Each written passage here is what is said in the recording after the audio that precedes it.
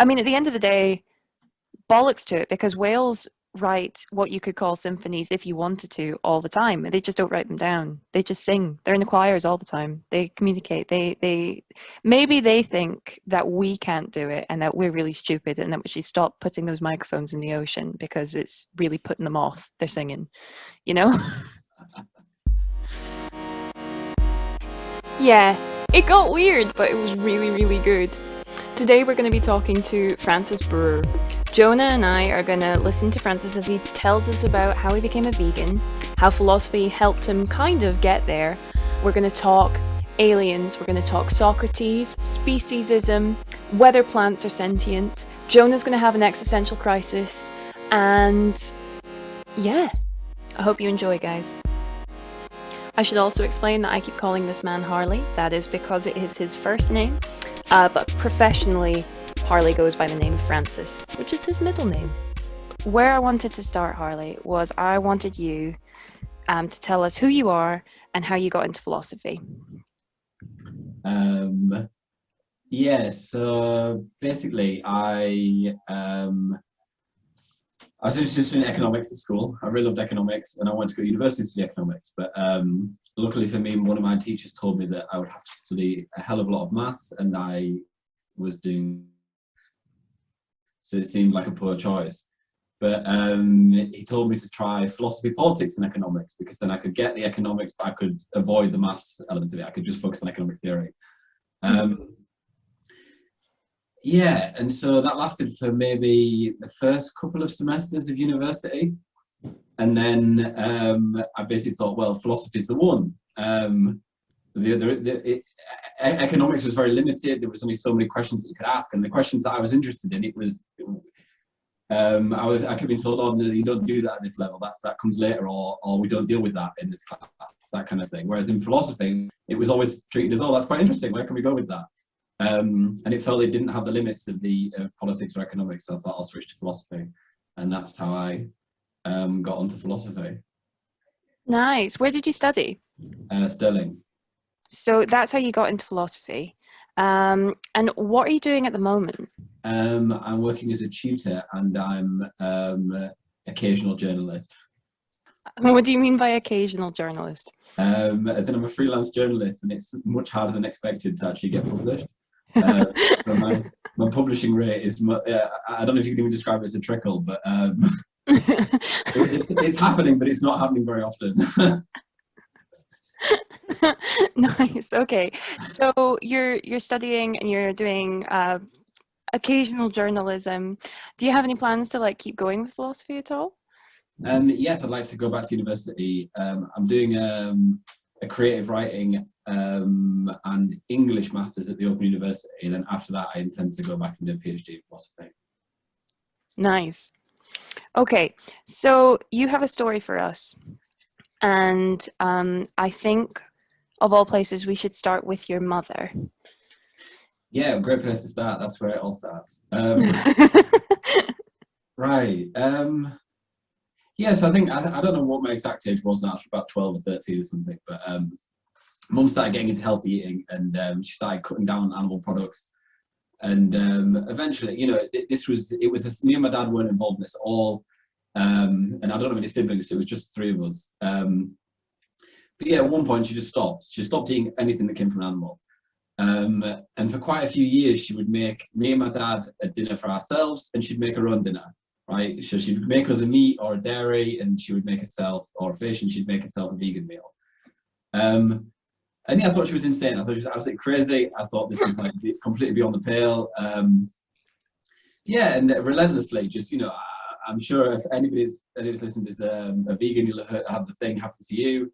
Oh, don't you miss this? Oh, it's so tasty. Like exaggerated enjoyment of meats, that kind of thing. We're doing it all. And yeah, Mum had done it for health reasons, right? And I remember my mum showed me some book, and to me it looked like a bit of a quackery book. I thought, this isn't a real doctor. This is like, doesn't make any sense. And I asked one of my science teachers, and I asked, you know, could you be healthy without eating animal products? And he was like, no, that's insane. How could you do that? You know, I forget the exact thing, but you know, I'm going to caricature him here by saying you're missing out on your protein. You're not getting your omega-3s. Like, the classics. And so I just thought Mum was crazy. I thought, I didn't think anything of it at all really, and I just thought, oh, this is one of my mum's quirks now that she's done this. And then my feeling about it started changing a bit when I got to university, because so I moved into halls, and in Stirling it's like these old 70s breeze block grey buildings, and we were really crammed in, and so it was like there was 16 of us sharing one kitchen, and it was quite a small kitchen. Oh, that's a nightmare. No, thank you. Yeah. No, I made a lot of good friends. So there was that, but yeah, it was very smelly, always dirty. Like, yeah, it's been demolished now, the building, for better or worse. But and there was a girl there, and I was quite good friends with her. And one day she just started putting pictures of like dead animals, or like abused animals, abused farm animals, like pictures of battery hens, or I think the one that sticks in my mind that I can actually see the picture still is like a piglet on a plate, just like with blood coming out all out of it. And that stuck. It was like a horrific image, right? oh my god. And as you can imagine, there was only one. She was a vegetarian. There was only one vegetarian in the whole flat.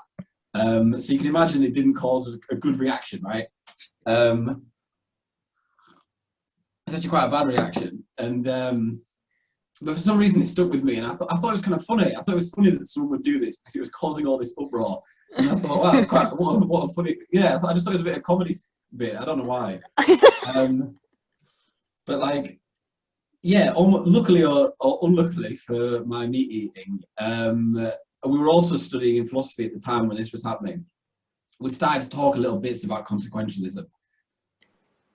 Brief aside, consequentialism is a theory about what makes actions good or bad, and what consequentialists would say is that an action is good or bad depending on what outcome the action has.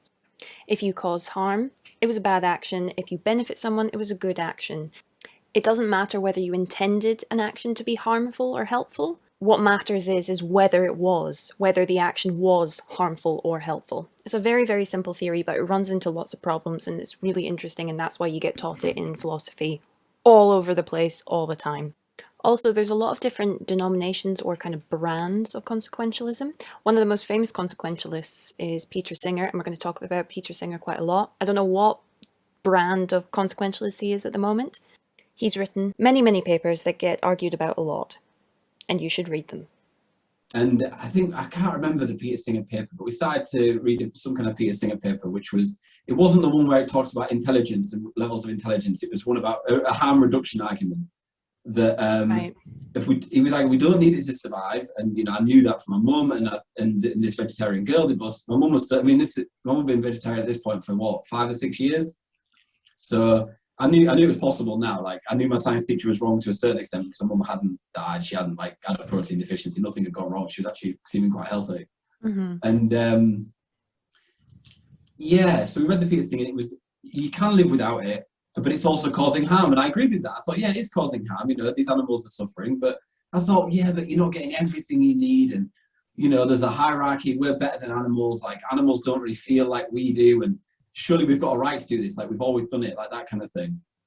And I ended up having a long discussion with the girl in the kitchen about it, and eventually she started to convince me. Like, it went on for like weeks, this like debate, and I'd say, oh well, I've got this, and she'd say, well, what about this? And I can't remember the exact nature of it, but by the end of it, I'd gone, well, there's something wrong with this. And then I think it was 2 or 3 weeks after that, I was like, that's it, I stopped eating meat. I stopped meat and fish, and so I went vegetarian. Yeah, so that's the beginning of this. That's the beginning of it. Yeah. Did you find that you struggled at all to transition, or after you made the decision, were you ever tempted to go back, or did you ever slip up, or was it pretty solid after that? Slipped up multiple times. Like, I never bought it in at the house again. Apart from one time, me and my friend once were incredibly. He was a vegetarian as well. And this was like a couple of years later. We're both incredibly depressed.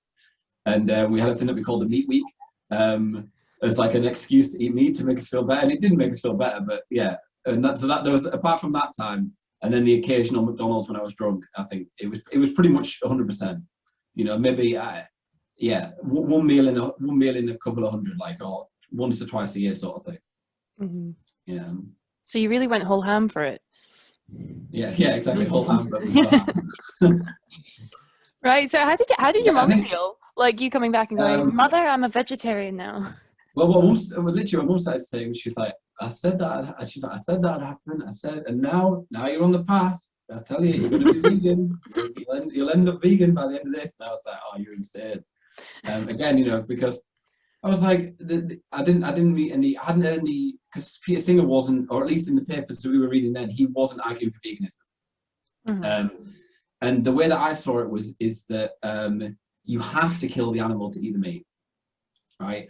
Whereas, and so that I have a responsibility for that because it's a necessary component. But at the time, I believed that you could get eggs, milk, what other products are vegan? I think you should take some eggs and milk. Everything else is made from milk. Yeah, eggs. You could get eggs and milk without harming the animals, and that if farmers did harm animals in that process, then it wasn't my responsibility.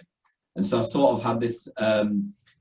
That's something to be corrected in the industry, not by me. I think that was the way I came at it. Okay, and did that eventually change? Yes. So the girl doing the pick posters was weirdly effective, like insanely effective. By the end of the year, I think it was 4 or 5 people in the kitchen, 16 had gone vegetarian. Oh my God. Not all of them have stayed vegetarian, but quite a few of them have, and some of us have gone vegan, right? So it seems like it wasn't effective, but it was weirdly super effective doing that because she sort of forced us to confront it. But I really didn't like hearing the vegan bit. I was completely deaf ears to it, and it wasn't a common thing. My mum was still the only person that I'd ever even heard of being vegan. Yeah, and I think the first time was, and I think this was just when, because I did a master's degree afterwards at St Andrews, and I think it was just at the start of that when the vegan thing started coming in, because we did Gary Francione then. I don't know if you've heard of Gary Francione. No, I think we should probably talk about who Peter Singer is and who Gary Francione is at this point, just so everybody's up to speed. Okay, so Peter Singer is big consequentialist, utilitarian, thinks to reduce as much suffering as possible. That's the caricature of Peter Singer. Famously, because of this harm reduction idea, has some what some might say unsavory views on particular kinds of people that he doesn't believe have as full chance for enjoyment, and so it's caused quite a bit of controversy for that. And he also argues for things like giving away money to charity, to reduce harm. Yeah. Okay. So that's Peter Singer, and who's Gary Francione? So Gary Francione is an animal rights person. So he's coming out from a deontological perspective. And he thinks that veganism is what he calls a moral baseline. And again, this has been many years since I've read this now, but I think his is that animals are sentient. And if something's sentient, then it has rights. And it has the right not to be killed. That's like a base right that any animal with sentience has. And so he thinks that they have an equal right to that as human beings. And he probably be described as something of a hardliner, especially within the vegan movement, because he doesn't believe that you should advocate for reductarianism. So Peter Singer might say it's better to reduce than not do it at all. But because Gary Francione sees it as a moral baseline, he thinks that campaigns like Meat Free Monday or Jonathan Safran Foer recently wrote a book called We Are the Weather, where he's arguing that we should go vegan for breakfast and lunch. Gary Francione thinks that those arguments he's not because he believes that they are just wrong. They're wrong arguments to make. And he uses an analogy between racism. You wouldn't say, let's not be racist on Mondays, right? let's only be racist in the evenings and not in the mornings, right? You wouldn't make arguments like that. And in fact, many people would find that probably rightly offensive to make that argument. It's almost an absolute thing. And Gary Francione basically says that the reason why we think it's okay in the animal perspective is because we have this hierarchical view of animals, and we don't have a reason to have that hierarchical view. That's what Peter Singer calls speciesism, isn't it? Yeah, exactly, speciesism. Mm-hmm. So you started reading Gary Francione?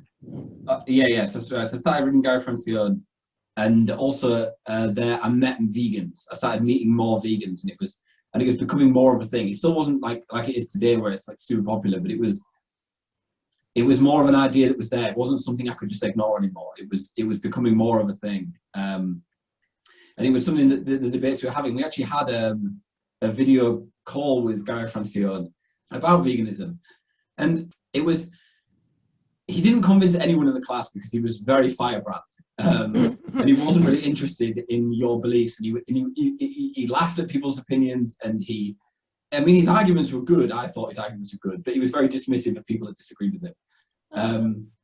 But it was like, so I started to hear this rights perspective, and I'd been sort of vacillating at the time between, consequentialist and deontological viewpoints. And so I was finding some elements of it convincing. Because I think the example that he used was, do you remember the woman who put the cat in the bin? Like, is this a thought experiment, or is this a real thing? It's like it was. I don't know. I think I'm older than I think I am sometimes. But this happened when I was in school, and it was a woman basically. There's a video of it on the internet. You can find it. And it was it was on front covers of the papers, sort of thing. It lasted for like weeks. This scandal about the woman who put the cat in the bin, and a woman basically picks up a cat, puts it in a green wheelie bin, shuts the lid, and walks off. And it was caught on CCTV. And she became known as the woman who put the cat in the bin. Oh my God. And it's obviously a horrific thing, bad things to do to an animal. And Gary Francione has a thing which he calls, I think he's changed the name of it now. But it's like we have two moral sides of ourselves which don't mix together, right? I don't want to use the old name because he stopped using it now. But so we have two different thoughts that don't mix, these two sides of ourselves that don't make sense together. And one of them is it's wrong to put a cat in the bin, which causes harm. But the cat was let out in a few hours. The cat lived. It was probably not traumatized by that. I mean, maybe it would have been, but it's not the worst thing that's ever happened to an animal. But it caused a national uproar. But that worse than that is happening constantly every day in slaughterhouses. And what I was to start finding out at that time as well was you can't get eggs and milk without harm. So in the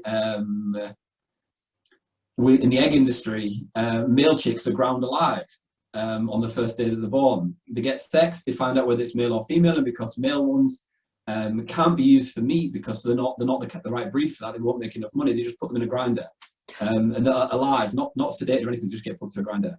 And it's a similar thing as well because, and I don't know if this is legal in the UK, but the other one is suffocation. So they just put them all into a big plastic bag and shut the plastic bag and that leave them. And so whenever you're buying eggs, it's like you're buying into that. And there's a similar thing. I mean, obviously there's the conditions then, but most eggs that we buy go through that process, and they've been selectively bred to produce eggs constantly, daily eggs, and it destroys the bones. And this is even when you get like backyard hens, they're not healthy hens.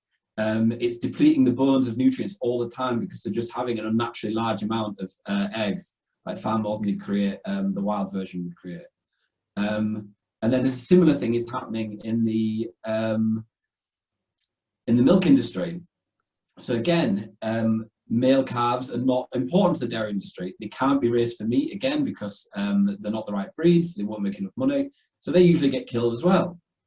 So within a week of being born. And the male, because the calves as well would take milk from the mother, they remove the cows from the mother very early, as soon as possible, because the longer it is, the longer it's drinking the milk that we will be drinking, right? And something I didn't know was that cows, and obviously once you think about it, it's obvious, but cows need to be pregnant to give milk. They need to have just had a baby. And so if you've got a dairy cow, they have to constantly be in this cycle. So they're in this constant cycle of being made pregnant, having the baby taken away, and then we take the milk. And then once that milk stops, they have to be re-impregnated and the cycle continues, right? And so a cow that's not going through this process can live about 20 years. In this process, they could live about 4 years. Wait, right? So the dairy cows that we know and are on our dairy packets, they only live 4 years? Yes, because of this process that they're going through. My God. And this is true of whether you're getting organic grass-fed or whether you're getting it from a factory farm. Right, the conditions might be better in a family farm, but they're doing the same thing because if it's not having babies, it's not giving milk. And then when the female calves are born, they just get put in a pen on their own because they can't be left with the mother because they'll take the milk, and so they get left on their own. And it's absolutely heart-wrenching pictures of it, where it's like each of them, there's like fields and fields in the pictures, and it's just a cow, like a calf, in a little hut on their own. was just, and then they have like a little thing that they can drink, which has got like a milk solution in that doesn't have milk in, but like, you know, some kind of gross solution. And it's just rows and rows and rows of this. And yeah, what this kind of conversation with Guy Francione brought to mind, and when I started learning about this at the same time, was that what I thought only happened when you killed the animal was also happening in the egg and dairy industries, and it was also unavoidable. It wasn't a side product of, oh well, it's just bad management on the farms. This is what the farms are. And yeah, it was, and it's not something that, you know, when I found out, it was super shocking, it was upsetting. And then it's not really mattering to me with Guy Francione's arguments and Peter Singer's arguments, because whichever one it was, it didn't work for me anymore. And once I'd made this kind of emotional connection with these animals like that, I couldn't do it. And I think it was easy to make that change once I'd already been vegetarian. Okay, you cut out a little bit there. So what were you saying about Peter Singer and Gary Francione? So to begin with, they were my sort of ins to thinking about this. But once I'd seen these things, and once I'd started to make an emotional connection with it, the arguments sort of seemed unnecessary. It started me thinking about it, but it wasn't what made me think, well, I can't do this anymore at all. It was right, because the emotional, once I'd like seen these like image, I mean, because I'd seen that girl's images, but I'd avoided looking at it. I'd avoided watching any films. I'd seen the ones on the fridge, and that was it. But once I'd seen and heard about these farms, how they actually operate, it was an emotional feeling, way more than the philosophical. The philosophy started it, but yeah, neither of them generated this like strong emotional reaction, which was, this is sick, you know, and I have to do something about this now. And again, it wasn't perfect. It took me 3 attempts to go vegan. But yeah, it's been 3 years now, and I'm fine. Yeah, 3 years since the last time something went bad. You talk a bit about how 20 years ago or so, I mean, not maybe not 20 years ago, I mean, even 10 years ago, you hadn't really, you know, there weren't any vegans around particularly.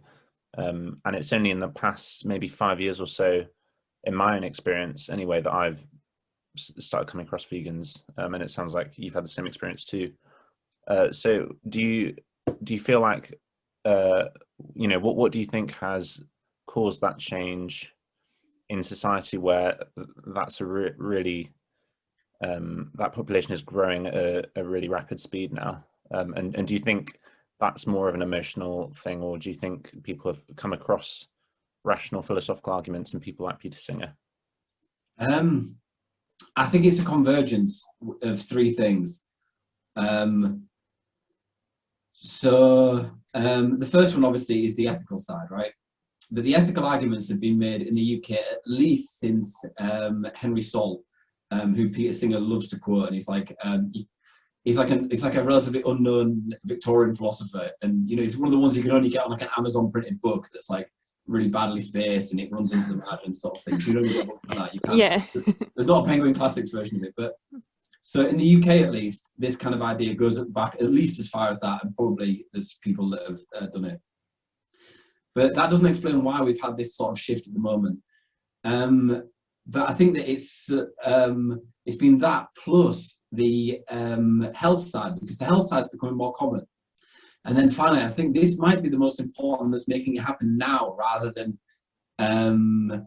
further off in the future, is the environmental argument. Because the environmental argument to me seems to, whilst not necessarily more powerful purely in a philosophical sense, it has a time constraint to it, which the others don't. You could say, well, I know it's bad, but I can leave it. With the ethical argument, this is, you know, I know it's bad, but I'll take some time and I'll do this. But then when you hear about how much damage it's doing environmentally, every day that you leave is lost time. And I think the time element is doing it.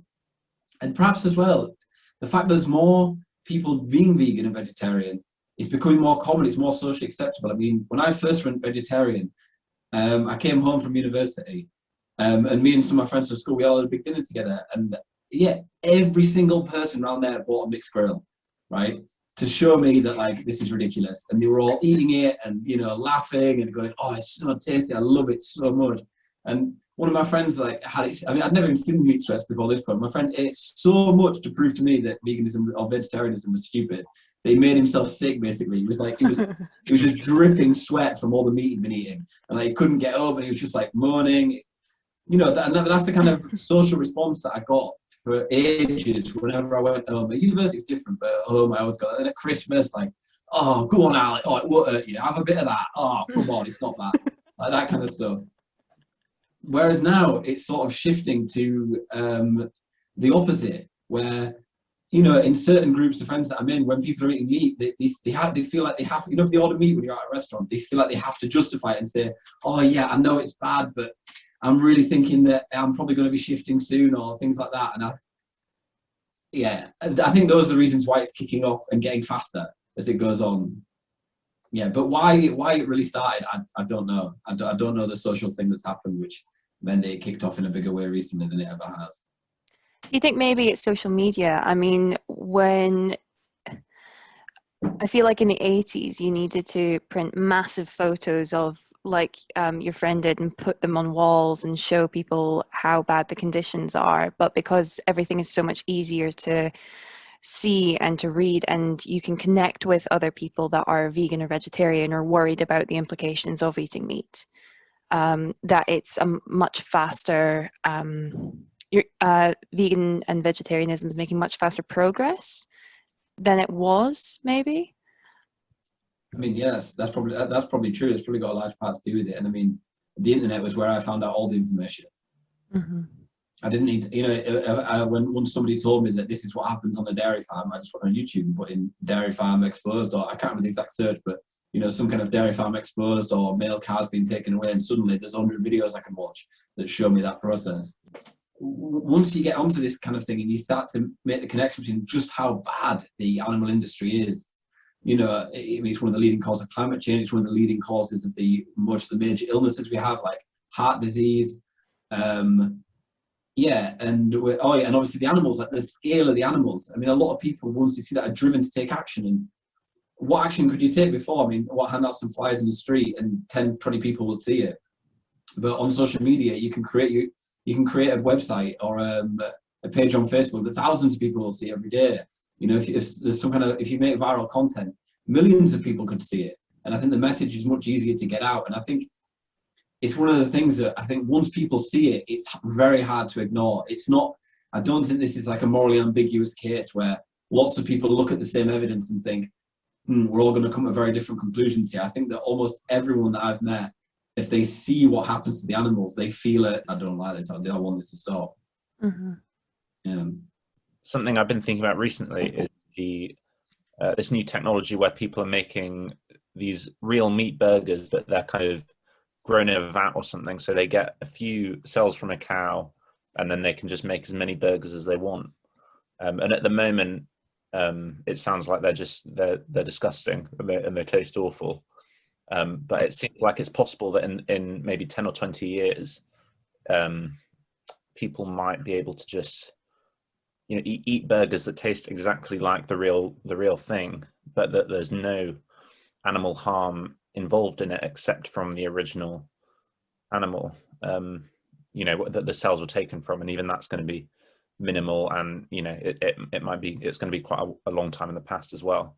So I guess, you know, I was wondering a bit what you think about that, because obviously we could do that as well with, say, human meat, or we could do it with dog meat or horse meat. But even, you know, that seems to still disgust people.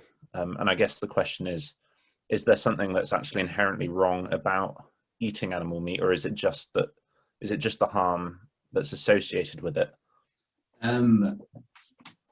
Well, I think there's two ways you can look at that. So I know some friends, some vegan friends, who have a very anti-view of this because they believe that it's buying into the idea that meat is food. And they said that meat isn't food and we shouldn't think of it as food. And so even though no animals are harmed, there's some kind of perhaps a spiritual harm to ourselves, or it harms the idea that animals have human value, because you wouldn't say to do it for human meat, as you've said, right?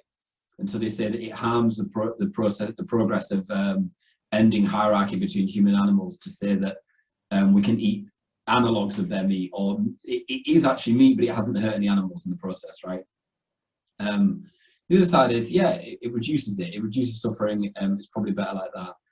I personally think that it's a bad thing, not because it's out of those reasons, or because it doesn't hurt the animals. And I don't think it really does buy into this hierarchy. But I have worries about giving tech companies control over our food supply. And I think it has a lot of space for monopoly. I think it has a lot of space for us to become even more distant from our food than we are now. That food is being made in a big factory or a big lab. But yeah, that's not really an animal argument at all. Yeah. It's not, but it kind of rings of Soylent Green. You know that? Yeah, it's Soylent Green is people. That type of like dystopian horror. So you said that philosophy gave you an in, but it wasn't the philosophy that changed your mind. It was the emotional reaction to seeing these videos and everything. Do you feel like philosophy has a problem in that it's not like entirely convincing? Yes, 100%. I know, I forgot the name of the person that was doing it now, but I know there's a study being done as to whether rational arguments can actually convince someone of something.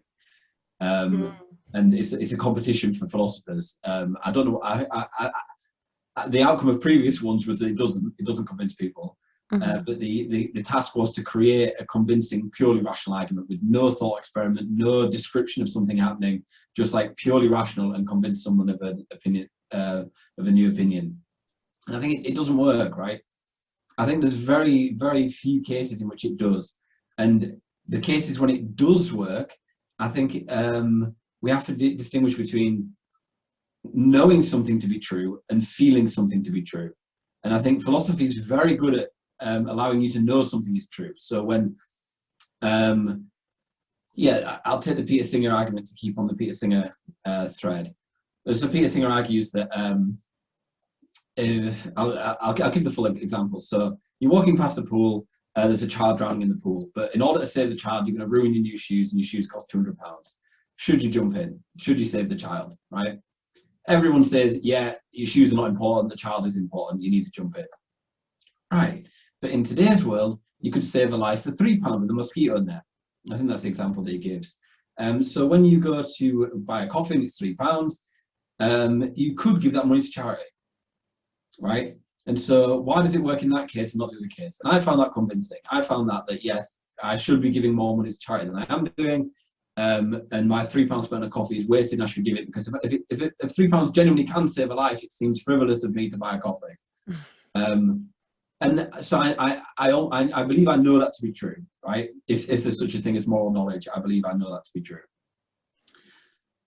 But it doesn't convince me of anything. It doesn't make me do anything, because I haven't been given, I don't feel that it's true.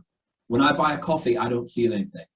When I buy a coffee, I don't think, wow, I've killed a child, or I've failed to save life, in the way that Peter Singer's argument suggests that I should feel that.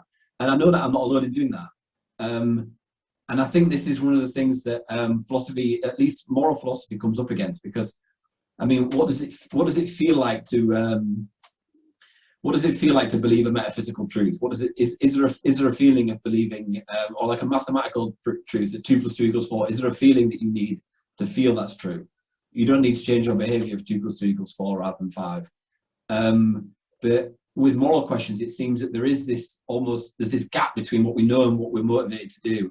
And I think philosophy struggles very much to cross that gap. And like with my own story, would I have gone vegetarian if I just heard Peter Singer and I hadn't had a close friend who was putting pictures up, who was advocating for that? And if I hadn't had a mum that had been vegan before, and all these other things, would I have done it if it was just the argument? Perhaps not. I don't know. I can't say. But I know that for a lot of things that I was convinced of intellectually, I wasn't convinced of in my behavior, and I wasn't convinced of emotionally. Right. Okay. So do you think that there's anything that philosophers can do about that? Because it's quite worrying. I feel like a lot of people go into philosophy and they're like, two reasons. One is that they want to solve questions for themselves. It's a very selfish sort of, I'm scared about the universe and I want to go and sort it out in my own head. And then a second reason is when they get into it, they want to change things that we do in the world. Because they see the problems, they see the injustice, they see that we're killing loads of animals and that it's really, really bad for the planet. But if nobody's getting convinced by the arguments that we're making, what do we do?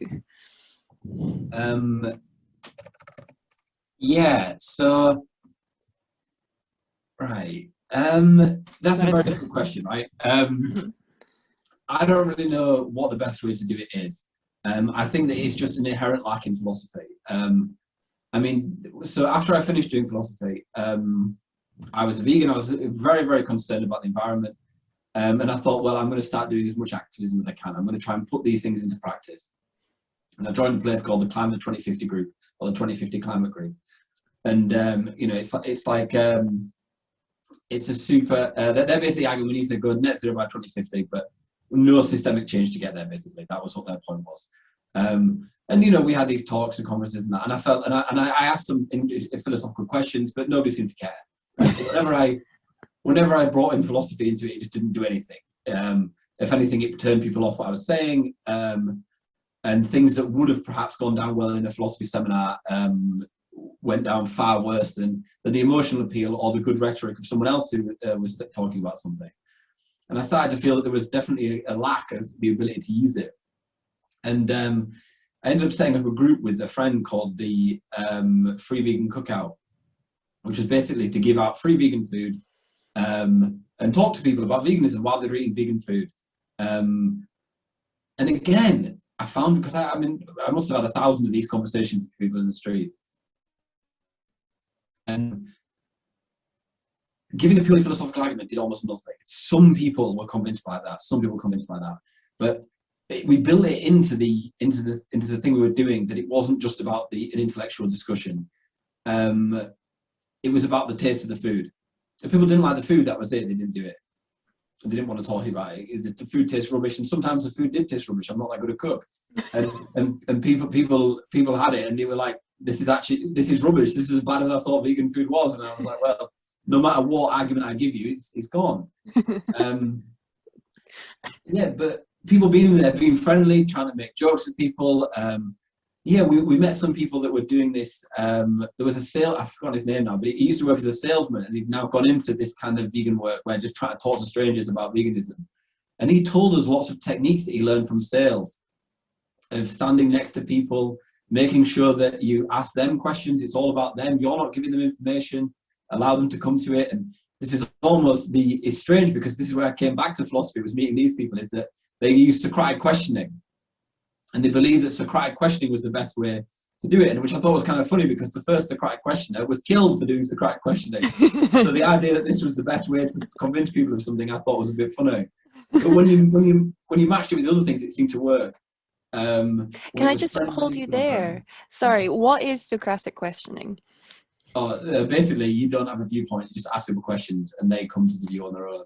Or right. What Socrates would do is, rather than hoping that they come to a particular point, he was hoping to show they didn't understand anything. So he'd ask a judge, or well, there wasn't the judges then, but he'd ask an important person, what is justice, and they'd say, well, justice is X, and he'd say, well, why is that? And he'd ask a series of questions, and by the end of it, the person doesn't know what justice is anymore, and Socrates walks off successful because he's disabused this person of the belief that they understand anything about justice. Obviously, this is early Socrates, before Plato started talking for using him as a mouthpiece for his own ideas. Mm-hmm. Yeah, okay. But yeah, that's a big thing in vegan activism, of talking to people, convincing people, is Socratic questioning. So rather than saying, which is what my belief was, this is sick, this is disgusting, we need to stop this right now, like, believe what I'm saying, this is bad. Do you not think it's wrong to like kick a dog? Well, then why is it okay to, gas a pig, which is how pigs in the UK are killed, is in a gas chamber, right? Why is it okay to do that? But that didn't have it. That didn't do it. That didn't convince people of anything. But this, giving people a nice environment, giving people good food, a smile, and then asking questions like, do you think it's okay for this to happen? And you don't give them, they come to the view themselves, and they tell you, and you say, oh, interesting. Well, what makes you think that? And just being as friendly as possible and trying to be as understanding as possible of their views if they're different, that's far better than a philosophical method of, sitting in an office or sitting reading books, and then coming to a conclusion, showing people the conclusion, showing how you got to it. I found that this like dialectic method of chatting to people made people far more likely to come around. Yeah. That's really cool. Jonah, do you have a question? You look like you have a question.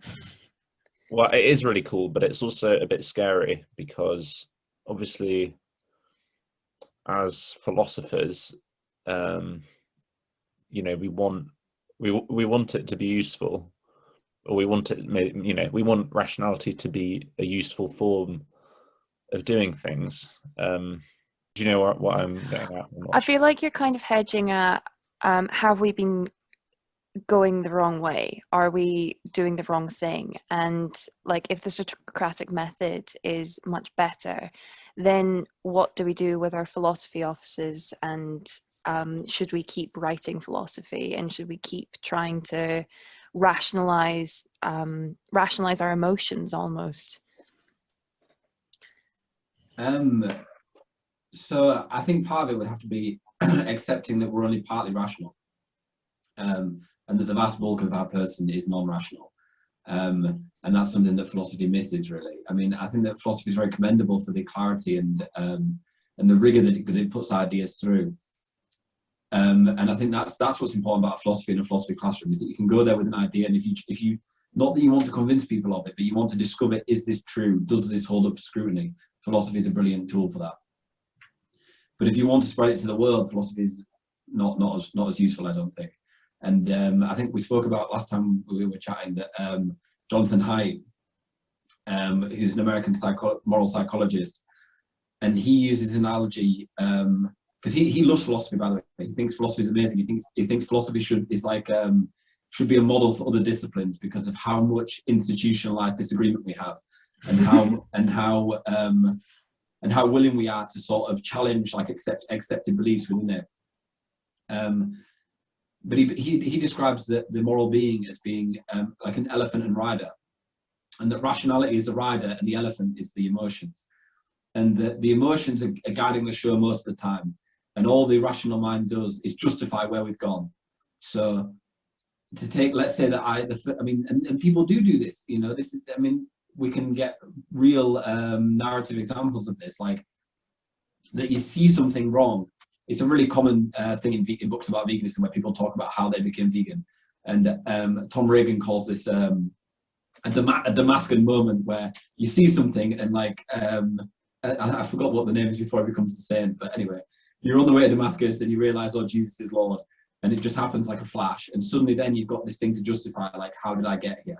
Right? The thing happens, then you justify it afterwards. And it's the same with a lot of people.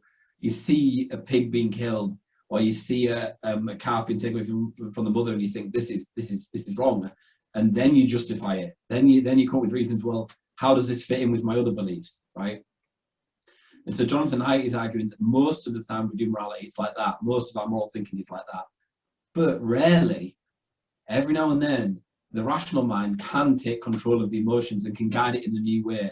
And he has this idea of this almost time lag as well between you believe something is wrong, but you're still doing it. And then once you start to move on, eventually after doing the good thing or doing the thing that you now believe is good, you start to feel it as well. And so the elephant now also believes it. And this is the thing about feeling and knowing. He doesn't use the words feeling and knowing.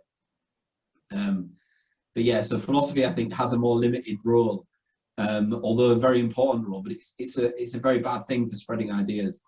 I mean, any person who's run a political meeting will tell you the most important things are keep it short, make sure everyone gets a smile when they come in the door, make sure everyone feels at home, and they're more likely to believe anything you say, or they're more likely to come with you with this political movement. If people, political theorists and PR people, they're not thinking about philosophy. It's not something that crosses their mind. The dark arts of PR have nothing to do with philosophy. And I think that if you want to be an advocate for philosophical ideas, you have to also take that on. Yeah. I think that's... Sorry, I was going to ask if you feel better, John. Yeah, no, I did know what I was trying to say, but I was just, getting a bit lost. It was basically that. I was going to say that emotional responses as well. When we have feel a certain way about something.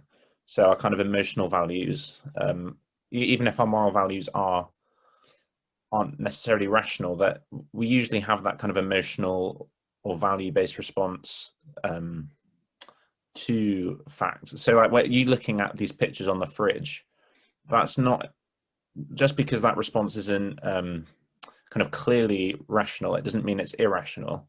It's just sort of non-rational, or it's not even necessarily non-rational, because you're looking at a kind of a factual picture of an animal suffering, and your response to that to kind of change your mind about whether you should be eating meat is not necessarily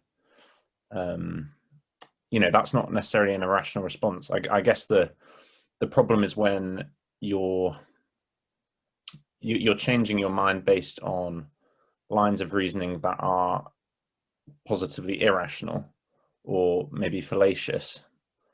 So they're pretending to be rational, but they're not actually rational. And I think maybe the goal in philosophy should not be to move away from emotional persuasiveness. It should be to move away from irrational persuasiveness, if that makes sense.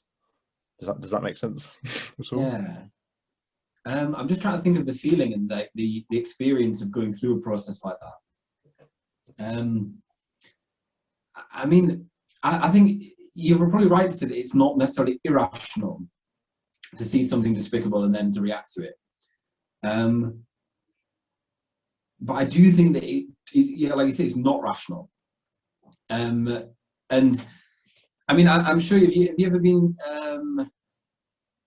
in a philosophy seminar or some kind of morals thing, and something which you completely disagree with is being argued for, right? But you can't find a flaw in the reasoning. Yeah, the reasoning's sound. It's perfect. Maybe there's a flaw somewhere, but you can't see it then. So, have you ever believed that? Or do you continue not believing it, even though all the rational argument in front of you that you can see points in this direction? I get a bit angry. Yeah. I get a bit angry. I sit there and I'm like, I don't like it, but I don't know why. But Yeah. I think sometimes that that process and that situation I find myself in can provoke me to investigate further, and sometimes that leads me to. I think if you're getting barraged enough by that argument, it can sometimes lead you to change your mind. And if you're not shying away from disagreement in that way, and you're actually, you're not scared of that kind of feeling of, oh, I've just seen a perfectly rational argument that I disagree with. If you're not scared of that and you actually look into it, then I think that can actually be really positive, and you can change your mind. But I mean, what were you going to say? I feel like that, that doesn't always happen. That's definitely not always the case. I mean, yeah, and I think that's a good part of philosophy, is when that kind of thing does happen. But I just think it's a thing that rationally, it's a very rare case is when that happens. Most of our beliefs do not come from this kind of process. Most of our beliefs are feelings that I think we then explain later in rational terms. But you're still using rationality after the fact to justify that disgust feeling. And things happening the other way take a lot of time and effort and energy. Like training myself to look at a piece of meat and see the dead animal didn't happen through a rational argument. It came through a practice. It came through, this is what that is, don't eat it, that kind of thing, and a process of avoiding it. So there's the emotional part, and there's the emotional motivation or compelling people to do stuff. Like you show them the baby cows and they go, oh my God, I hate it. So then they want to become a vegetarian, they want to become a vegan. One of the things that philosophy is quite good at is then telling you what to do about how you're feeling about a certain thing. So you're like, okay, so I'm not going to eat meat, and I should also do X, Y, and Z. If like you can figure out a sort of roadmap for how you should act after you've come to this decision emotionally that this is a bad thing that's happening and I need to do something about it. Does that make sense? Yeah, I mean, it's perfectly possible that you can be you can see something wrong about the world, but you haven't made the connections yet, and you feel this is wrong, this is bad. Like Jeremy Bentham talks about how he's got that classic quote of, this is a complete paraphrase, but he says the question is not can they talk or can they think, but can they suffer? And I think really the question of whether you're treating something as having moral value, it does come back to that question of sentience a bit, which is something that's actually very difficult to measure, because I think most of the time we just think, well, humans are sentient, or I mean, even just I'm sentient, I'm a human, most other humans act like me, so they're probably sentient. Mammals are pretty similar to humans, so they're probably quite similarly sentient. Snakes aren't really like mammals, but they have eyes and they move around, so they're pretty sort of semi-sentient. Trees just kind of stand there, so they don't really have any sentience. But yeah, I mean, it kind of brings up questions of consciousness and how that is actually in the universe. And if you're just talking about things like, well, it's having sensory receptors and things that gives you consciousness, but that's not necessarily clear. And I think a lot of the time our reasoning on that is just, how similar is this thing to me, therefore it must be this sentient. I mean, that's definitely true, and I think that's why yeah, I mean, when I was at St Andrews, I really wanted to do my master's dissertation on plant intelligence, and I was rejected from all my supervisors for doing that because they all thought it was insane. Yeah. But there is a place down in Murcia, they have a thing called the Minimal Intelligence Lab, and there's like a group of philosophers and scientists working together in the south of Spain who are working on it. But yeah, I think we should stop that. I think we should stop saying, well, we have people say about fish, like, why do fish feel pain? Well, it's because they have a similar nervous system to us. Why can't we imagine that because animals have evolved in similar scenarios, that they would need similar ways to adapt, right? And rather than, we should look at the behavior rather than the method that it gets the behavior from, so rather than it being, we don't need to be similar, we just need to show that there is behavior that can best be explained by sentience, or best be explained by some kind of internal experience. And like you said about a tree, it just stands there. It does on our time scale, but if you watch a time lapse of a tree over many years, it's moving all the time, right? It's the same with, I've got some broad beans growing in the garden, and like I don't see it move ever, but they grow up these like little things like that. But it must be doing this, like, because every day it's in a different place, and every day it's moved up, right? And it obviously has some kind, and this is, you have to be very careful not to be anthropomorphizing, but there's some kind of sense happening. It has some kind of awareness of where that thing is, where the string is growing up, and how to get there, right? And I believe that with a lot of the behavior of plants, if we saw that behavior in animals, we would call that sentience, right? But because it happens, like, so there's a really famous example of, I think it's an acacia tree, but so acacia trees, when they get eaten, they release a cloud of chemicals, right? And that cloud of chemicals gets picked up by other acacia trees, and it's a signal to say there's predators in the area that are eating my leaves, right? And so the one that's been eaten will make its leaves taste more bitter. It'll push a chemical into its leaves that make the leaves taste more bitter, so that eventually, once it gets so bitter, the animals move on, right? But the cloud of chemical is a signal to other plants to start doing that before they've arrived, right? And so other plants in the area will start making bitter things before the animals start eating them, right? If we saw that happening through sound rather than chemicals, we would say that's some kind of communication, however rudimentary that communication would be. But because it happens through a chemical, it's not communication. And I think we definitely in philosophy get far too hung up on the method of how these things are happening, rather than just look at what's happening and then, okay, it's using a different means to do this, but that doesn't mean it's not happening, or there's nothing, that it's just some kind of, it's just like a computer sort of thing, I was listening to some ambient music recently whilst I was working, and ambient music always has really kind of sensual comment sections, and like really, they're always like really intellectual, or like, I don't know, everyone's just sort of sitting around like very very zen. But I screenshotted this comment, and it's kind of but someone's basically just said plants are basically our ancient cousins who found a simpler and more peaceful way to live.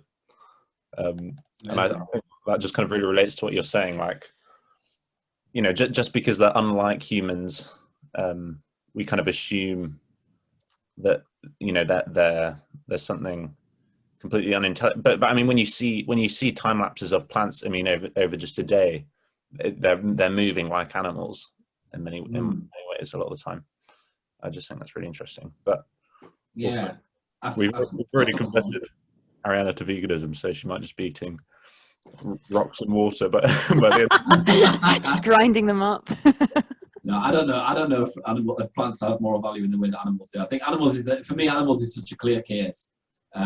Whether plants have feelings or whether they have a moral value, which means you can't eat them. I mean, I don't know. I don't really comment on that. I eat plants. There's a really funny scene in Notting Hill, you know, the one with Hugh Grant and Julia Roberts, and he's going on like dates with his friends, keep setting him up, and this one girl is a fruitarian, and she only eats fruits and vegetables that have already died and dropped to the ground, and like that's the only thing that she eats, which is essentially what anybody that was really taken by what you've just said about plants, Harley, would be saying. But what I find interesting is that I feel like as humans we're much more, it's a common thing that we struggle with. We struggle with things that don't look like us. But what I also find interesting is that we're more open to ideas of like aliens and robots, and we're more interested in whether they might have feelings and how we should treat them. Things that we haven't met, that we haven't seen, that are maybe thousands of years in the future for us, and yet we don't think about animals and we don't think about plants. And they're here and they're happening right now. Yeah, weird. And they always look like humans. Yeah, always look like humans. I mean, like the Terminator, or you know. Even you see it at those robotic labs, like building human-like things. Like, is that the most effective way of building it? Or, I mean, I don't know. I suppose there's the Amazon dog in there. Yeah, there's the packages. Yeah. But yeah, I mean, there's I'm very, very loosely. I have a very loose understanding of this. So forgive me, anyone that knows about this that thinks that this is completely ludicrous. But there's a philosopher, Jensen. He's like an American, but he's not an analytic philosopher. I think his philosophy understood far more broadly and loosely. I mean, I think he's probably just a writer who occasionally uses things that might be seen as philosophy. But he talks a lot about indigenous cultures, and he thinks that there's no hierarchy at all between plants and animals. There's none, right?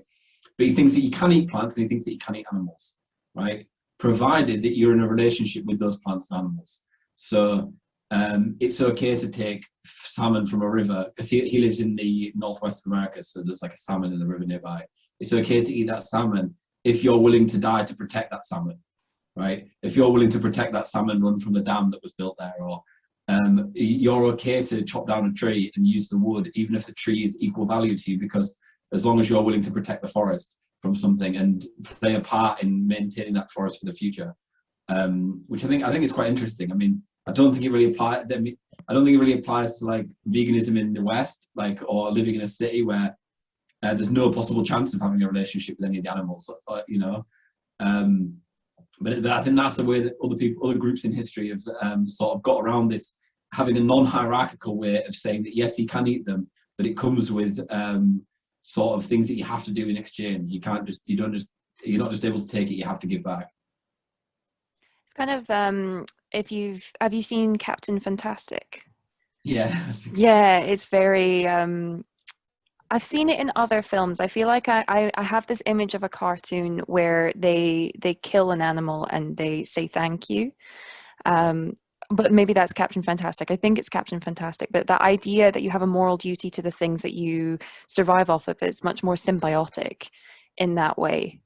It's also not self-deprecating, but it's putting yourself in a level playing field with everything around you. Just because I wear jeans and I like wearing lipstick, it doesn't mean that like I'm better than a dolphin or better than my dog, for example. I keep trying to make that argument to my dad, and he really isn't buying it. Yeah, I think there's this idea that we're just better because we've done all these things. That's definitely. Also, you're going to speak. I was just going to say, going back to what you were saying about aliens as well. I mean, if we have the outlook that we're just better because we're more advanced, an interesting thought experiment is the idea that if we invented an AI that was 1,000 times more intelligent than we were, or if aliens landed on Earth and were 1,000 more times more intelligent than we were, then we wouldn't really have any rational justification for why they shouldn't treat us in the same way that we treat animals that we've domesticated or that we farm. We've been pretty screwed in that. Sorry, I interrupted you as well. No, it's fine. Yeah, I think that's a super interesting thought experiment. Yeah, I think any kind of one way you say that, because we've built this or because we've built that, so we're okay to do this and dolphins don't have value. We're the ones that are judging it. We're the ones that are making the metric to say what makes us superior. And obviously, we're going to choose things that we can do that animals can't, rather than choosing things that animals can do that we can't. Like a dolphin can swim faster than me. Why is that not the metric by which superiority is measured? And I think it's funny because people say, animals can't write a symphony. I can't write a symphony. I've never written one. I don't know anybody that's written a symphony. It's like I don't think I've ever met a person who's written a symphony. All these amazing achievements that they say, it's like I've not done them. So I'm not. So surely I've not. Why do I get those? Because I'm a human. I'm somehow. I get to keep the superiority because I'm closer related to Beethoven than I am to a dog. Yeah. Yeah, I think it's that idea where you could, if you really wanted to, you could learn how to write a symphony. I mean, at the end of the day, bollocks to it, because whales write what you could call symphonies if you wanted to all the time. They just don't write them down. They just sing. They're in the choirs all the time. They communicate. Maybe they think that we can't do it and that we're really stupid and that we should stop putting those microphones in the ocean because it's really putting them off. They're singing, Have you seen the video of the guy playing I don't know, it's like, I can't remember whether it's a clarinet or a saxophone, but he's playing it through like a speaker in this sea, and he's playing it to a whale, and the whale's like responding. Really? Yeah, they're playing a duet together. That's so cool. I feel like there's a lot of animals that probably think we're idiots. Like, have you seen that study where dogs tend to think that we're great and that they're like, oh, you're just such a non-fluffy... No, they think that they're fluffy humans, and cats are like, these are bald, ridiculous cats, and I'm going to have to look after it. And it's such a pain in the arse. I haven't seen that. I can't remember where I saw it, but like, there was a study that they did about how cats and dogs relate to humans instead of how humans relate to cats and dogs. I just found it really funny. But yes, okay, so you've I feel like your track through philosophy, you've gone, really like economics, I really like philosophy, philosophy's not really doing what I need it to do, so I'm going to become an activist, and now I'm going to use the Socratic method, and you've come full circle around back into why philosophy is useful to you. So, is that fair? Almost, but it was a Socratic method that was changed so much that it wouldn't be philosophy, because the aim wasn't to find something out, if you know what I mean. Mm-hmm. Like you weren't doing the philosophy with the person. But yeah, and I don't know. I think now I used to see philosophy like the master discipline. I think Michael Kroger calls it in his new book, The Failures of Philosophy, that philosophy as the ultimate arbiter. That's how I thought philosophy. It was the ultimate arbiter of truth. Mm-hmm. But I've lost that feeling for it now, and I think it has its place. It's super important. It's very interesting, and I'll love it forever. But we shouldn't try and take it too far. And I know we spoke previously that literature can deal with moral questions sometimes in ways that are far more insightful and far more useful than philosophy can. And yeah, I think it's about just keep leaving it using it in the situations where it's most useful, and not allowing it to get too big-headed and think that it can do all these other things.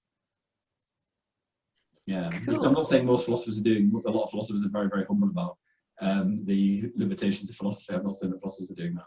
I would do that. This might go against what you said a bit, but I don't necessarily think it does. I think actually thinking about philosophy as something that is limited and realizing that sometimes there are more efficient ways to change minds or to live, I think that is actually quite a philosophical way to live, because philosophy should be about like what works.